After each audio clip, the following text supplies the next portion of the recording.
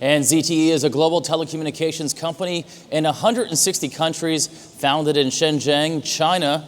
ZTE is working on building their brand by sponsoring American brands like the Houston Rockets, Golden State Warriors, and the New York Knicks. But ZTE is working on one issue that U.S. companies may not think. Joining us now is Lixin Chang, CEO of ZTE USA. And Lixin, thanks for joining us. Glad to be here. Thanks for being here. I talked just a second ago about an issue that you're working very hard on that U.S. companies may not think. What is that issue? So it's IP protection through whole supply chain.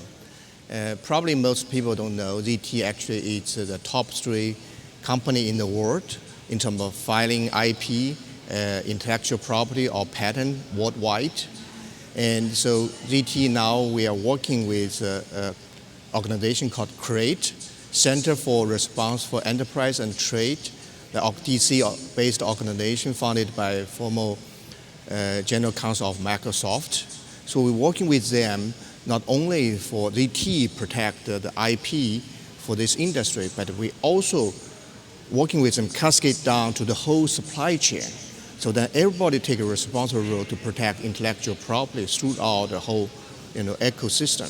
I think that's a great thing, so we can enforce that and from everywhere. So that is something we believe it's very important for healthy development in the future for this industry, which is require heavy investment in R&D and also innovation.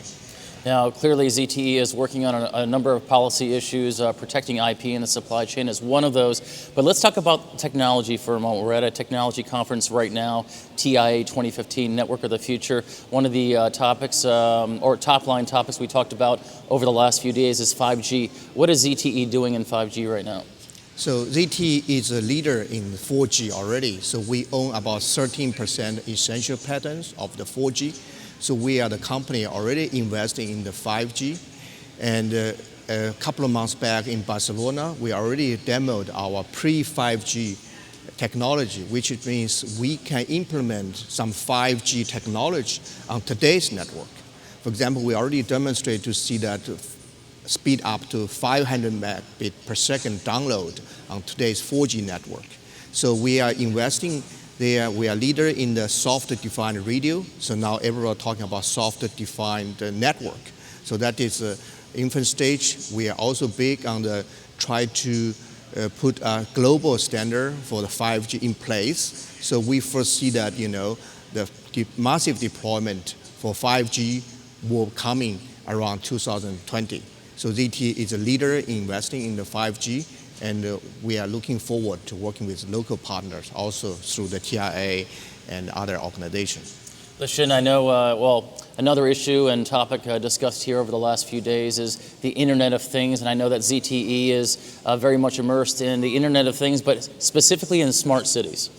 Yeah, so last year ZTE came out with a new vision and a new strategy to the world. We call it MICT. So ICT is familiar terms. We add M in front of it, means mobility and machine-to-machine, basically Internet of everything. ZTE's position is enabler at MICT area. So for the smart cities, ZTE is also leader in this area. Recently, at Nice in France, and with this TMF global conference, ZTE was recognized by the Spatial President Award for our smart city solutions in Trans-City in China. So what we did, in more than 100 cities in China, so we're working with the local government and the local organization to deploy the solution, the platform, so that they integrate the civil services and other things onto the same platform. So then the other solutions can plug in, so give a much more efficiency for the civil work and also government efficiency over there. So we continue to do that on a global basis. We are also believe that with the 4G and the 5G and the proliferation of the wireless broadband connection, everything will be connected. So that is the Internet of everything. So with that, we also going to providing, infrastructure, the back end, and also the devices to support that. And in most interesting development, we also have now deployed about in 116 cities for the bus line, because wireless charging, we have that technology from the mobile phones. So now we make it a big capacity to 30 kilowatt. And so then we can, when the bus is driving and make a stop at the bus station, load and unload passengers, they can charge. So that is very green and sustainable technology we are also tracking. So with that platform, we can also do a lot of things on that to providing, the connectivity to the bus and also the platform to do a lot of other things. Lishan, as you know, there are a number of issues in the communications sector between U.S. and China. If you can pick one issue to resolve between those two countries, what would it be?